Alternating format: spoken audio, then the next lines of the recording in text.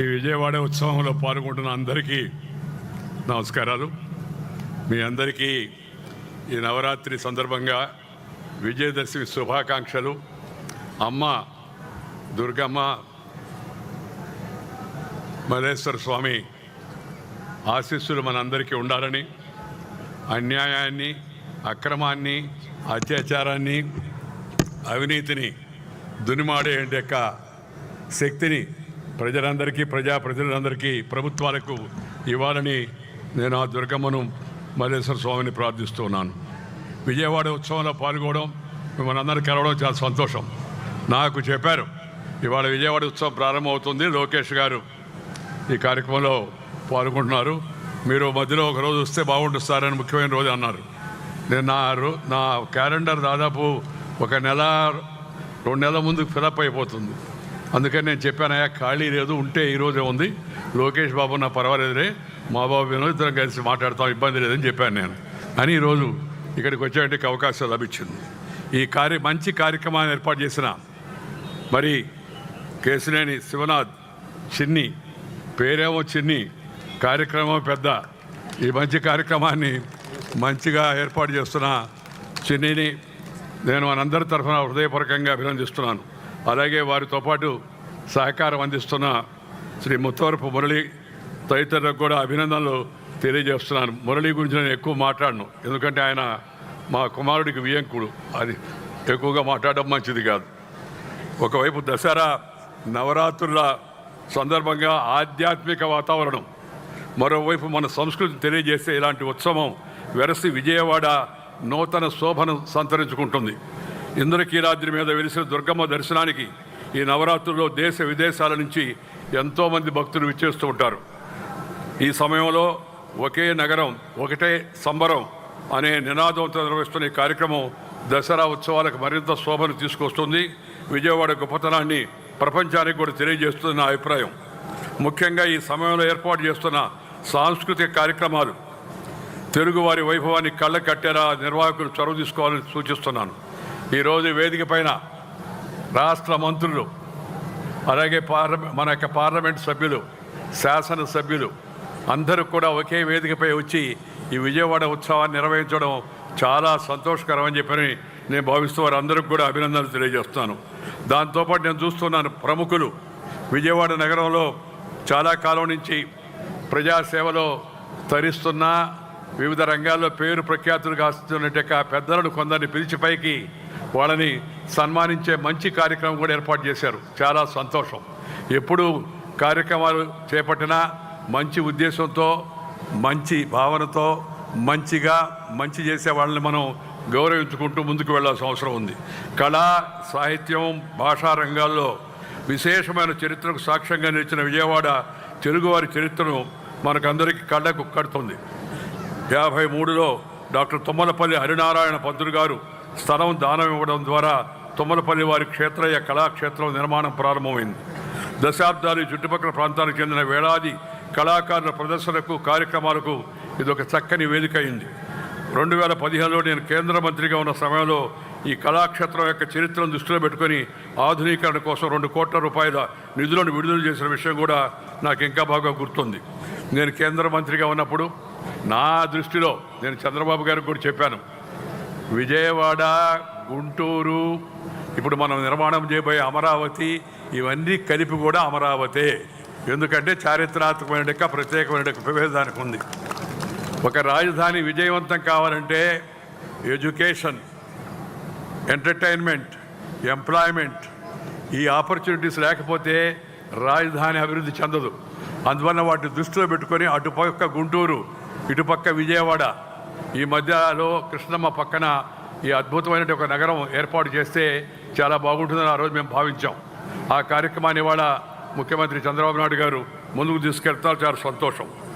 ఈ స్మార్ట్ సిటీలు, అమృత నగరాల్లో అమరావతికి చోటు కల్పించడం జరిగింది నేను పట్టణాభివృద్ధి మంత్రిగా ఉండగా. అదేవిధంగా అమృత నగరాల్లో విజయవాడకు ప్రత్యేకంగా నిధులు కేటాయించడం జరిగింది. విజయవాడ వరద నీటి డ్రైనేజ్ కోసం 460 కోట్ల రూపాయలు మంజూరు చేశాం. ఇవే కాక జాతీయ విపత్తు స్పందన దళం NDRF కొండపావులూరు గ్రామంలో మనం ఏర్పాటు చేసుకున్నాం. ప్లాస్టిక్ ఇంజనీరింగ్ అండ్ టెక్నాలజీ జాతీయ సంస్థ సూరంపల్లిలో ఏర్పాటు చేసుకున్నాం. School of planning and architecture విజయవాడలో ఏర్పాటు చేసుకున్నాం. ప్రత్యేక దూరదర్శన్ కేంద్రం, రీజనల్ పాస్పోర్ట్ ఆఫీసు మనం ఇక్కడ రాజధాని ప్రాంతంలో ఏర్పాటు చేసుకుంటాం. విజయవాడ విమానాశ్రయాన్ని అంతర్జాతీయంగా తీర్చడంతో పాటు దాని టెర్మినల్ సామర్థ్యం పెంపుదల కూడా ఆ రోజే చేపట్టడం జరిగింది. రాబోయే రోజుల్లో అది మరింత అభివృద్ధి చెందుతున్న నమ్మకం నాకుంది. ఎందుకంటే మన తెలుగువాడే రామ్మోహన్ నాయుడు వాళ్ళ విమానయాన మంత్రిగా ఉన్నాడు. అలాగే గుంటూరులో వ్యవసాయ విద్యాలయం, మంగళగిరిలో ఎయిమ్స్, మన యొక్క మెడికల్ ఇన్స్టిట్యూట్, ఇవన్నీ విజయవాడ, అమరావతి, గుంటూరు అభివృద్ధిని దృష్టిలో పెట్టుకొని చేసినవే. పౌరాణికంగా, చారిత్రకంగా ఎంతో ప్రసిద్ధి చెందిన విజయవాడ తరతరాలుగా తెలుగువారి భాషా సంస్కృతులకు రాజధానికి, ప్రత్యేకించి దక్షిణాదిన వాణిజ్య రాజధానిగా విరాజిల్లింది. ఒకప్పుడు పత్రికలన్నీ ఇక్కడి నుంచే ప్రచురించబడేవి. రాజధాని అంటే ఆర్థిక రాజధాని విజయవాడ అని చెప్పేవాళ్ళు. అలాగే సాక్షాత్తు ఆది దంపతులు దుర్గా మల్లేశ్వర స్వరూపాలుగా ఇక్కడ వెలిసిన ఆ యొక్క ఆ భగవంతుల యొక్క స్వరూపంగా వచ్చినటువంటి వారికి కోరిన వారి కొంగు బంగారంగా వరాలను కురిపిస్తారని చెప్పే విశ్వాసం ప్రజలకు ఉంది. ప్రపంచం నలుమూల నుంచి లక్షల మంది భక్తులు ఏటా నవరాత్రి సమయంలో ఇక్కడ స్వామి అమ్మవార్ల దర్శన భాగ్యం కోసం, ఆశీస్సుల కోసం వస్తుంటారు. విజయాలను అందించే దుర్గమ్మగా ముగ్గురమ్మల మూలపటమ్మ వెలిసిన ఈ క్షేత్రం గురించి మహాభారతంలో ప్రస్తావన ఉంది. ఈ విజయవాడ క్షేత్రాన్ని గురించి మహాభారతంలో, ఎప్పటి మహాభారతం, సాక్షాత్తు అర్జునుడు ఇంద్రకీలాద్రి మీద తపస్సు చేసి పరమేశ్వరుని మెప్పించి పాశుపదాస్త్రాన్ని సాధించాడని పురాణం చెబుతుంది. విజయుడైన అర్జునుడి పేరిట ఈ నగరం విజయవాడ అయిందని చారిత్రాత్మక యొక్క కొంతమంది చరిత్రకారులు చెప్పారు. బంగారు కాంతులతో కనకదుర్గమ్మ ప్రకాశిస్తూ కొలువైనందున ఇంద్రకీలాద్రిని కనకాచలంగా పిలుస్తారని కూడా మరొక చరిత్రకారులు రాశారు. దాంతోపాటు మల్లెలతో సాక్షాత్తు బ్రహ్మదేవుడు పరమశివుణ్ణి ఇక్కడ పూజించినందున శంకరుడు మల్లేశ్వరునిగా అనుగ్రహిస్తారని పురాణం మనకు చెప్తూ ఉంది. చారిత్రాత్మకంగా యుద్ధమల్లుని శాసనం, కొండవీడులోని మరో శాసనం ఈ నగరాన్ని బెదవాడగా పేర్కొనే ఆ శాసనాల్లోనే. ఏ విధంగా చూసినా విజయవాడ తెలుగువారి విజయాలకు నిలువెత్తు సాక్ష్యం. విష్ణు కుండినుల రాజధానిగా, విష్ణు కుండినులు ఎప్పటివాళ్ళు 3-4 శతాబ్దాల నాటి చరిత్రను మొఘల్ రాజపురం గృహాలయాలు మనకి కళ్ళకు కట్టినట్టుగా కనిపిస్తాయి. చైనా యాత్రికుడు Hiuen Tsang, Fahien Hiuen Tsang వచ్చి భారతదేశం చాలా గొప్పదని ఆ రోజుల్లో రాశారు. హ్యూయన్ సాంగ్ కూడా బెదవాడను సందర్శించి శాతవాహనుల చరిత్రను రాసినట్టుగా ఆధారాలు తెలియజేస్తూ ఉన్నాయి. అనేక పత్రికలు ఇక్కడి నుంచి ప్రారంభమై తెలుగువారి వాడిని రుచి చూపించాయి. ఇక్కడ ప్రచురణ కేంద్రాలు పుస్తక రాజధానిగా విజయవాడను మార్చాయి. ఆంధ్రప్రభ దినపత్రిక ఇక్కడి నుంచే పునః ప్రారంభమైంది. ఆంధ్రజ్యోతి దినపత్రిక కూడా ఇక్కడే ప్రారంభమైంది. మరి ఆంధ్రపత్రిక చెన్నైలో ప్రారంభమై తర్వాత విజయవాడకు వచ్చింది. ఈ తొలి స్పీకర్ శ్రీ అయ్యదేవర కాళేశ్వరరావు గారు, శ్రీ టీవీ చలపతిరావు గారు, శ్రీ విశ్వనాథ సత్యనారాయణ గారు వంటి మహనీయులు ఎందరో ఈ నేలను పునీతం చేశారు. విశ్వనాథ సత్యనారాయణ గారు తెలుగువారి కీర్తి పతాకాన్ని ప్రపంచ వనికపై రెపరెపలాడించిన ఎన్టీఆర్ గారు కూడా విజయవాడలో చదువుకున్నారనే విషయం కూడా మనందరం తెలుసుకోవాల్సి ఉంది. ఇక్కడి రామ్మోహన గ్రంథాలయం, హనుమంతరాయ గ్రంథాలయం తెలుగునాట జరిగిన స్వాతంత్ర ఉద్యమానికి సాక్ష్యాలుగా నిలిచాయి. స్వరాజ్య ఉద్యమ కాలంలో మహాత్మా గాంధీ 1919-46 మధ్య అనేక పర్యాయాలు విజయవాడను సందర్శించారు. ఇక్కడ గాంధీ కొండ ఆయన జీవితంలో అనేక అంశాలను మనకు తెలియజేస్తుంది. ఇలాంటి ఎన్నో విషయాలు ఉన్నాయి. ఇవన్నీ మన పిల్లలకు చెప్పవలసి ఉంది. ఈ చరిత్ర మన నవతరానికి, యువతరానికి, రాబోయే తరానికి అందించాల్సిన అవసరం ఎంత ఉంది. దాని నుంచి వాళ్ళు స్ఫూర్తి తీసుకోవాల్సిన అవసరం ఉంది. తెలుగు భాష సంస్కృతులకు పరివ్యాప్తికి కార్యక్రమాన్ని వేదికగా మలుచుకోవాల్సిన అవసరం ఉంది. ప్రతి ఒక్కరూ తమ కార్యక్రమాలకు పిల్లలతో కలిసి హాజరు కావాలా. ప్రపంచంలో భారతదేశానికి గుర్తింపు ఏంటో తెలుసా? మన సంస్కృతి, మన సాంప్రదాయం, మన కుటుంబ వ్యవస్థ. ఈ కుటుంబ వ్యవస్థను మనందరం రక్షించుకోవాలా. ప్రతి ఒక్కరూ కూడా తమ తమ కర్తవ్యాలను పూర్తిగా నిర్వహించాలా. ఈ మధ్య కొత్తగా మనకు అలవాటు అయిపోయిన కుటుంబ వ్యవస్థ చిన్నాభిన్నం అవుతుంది. ఎవరు ఎక్కడ ఉంటున్నారో తెలవని పరిస్థితి వస్తుంది. కొంత ఉద్యోగ అవకాశాల కోసం పోవచ్చు. వంట ఇంటిని కూడా మానేసి కొంతమంది పిజ్జాలు, బర్గర్లు, ఇవన్నీ దాని పేరు ఏంది, జొమాటో, టమాటో ఏదో నాకు తెలియదు, మొత్తం మీద ఆర్డర్ ఇచ్చుకుంటున్నారు. నేను చెప్పదలుచుకున్న, వంట ఇళ్ళు పోతే, వంట విడిపోతే జంట విడిపోద్ది. దయచేసి వంట ఇంటిని కాపాడుకోండి. మగవాళ్ళు వంట చేస్తారా ఆడవాళ్ళు వంట చేస్తారా అది వేరే విషయం, వాళ్ళ ఛాయిస్. దాని గురించి మనం పెద్ద అనుకోవాల్సిన అవసరం లేదు. ఎందుకంటే మగవాళ్ళు కూడా వంట చేసిన సందర్భాలు ఉన్నాయి. నలభీమ పాకం చరిత్రలో మన యొక్క పురాణాల్లో నలభీమ పాకం, దాన్ని మించిన పాకం ఇంకొకటి లేదని చెప్పని మనకి మన పురాణాలు తెలియజేస్తున్నాయి. అందువల్ల దాని గురించి వెనకాడాల్సిన అవసరం లేదు.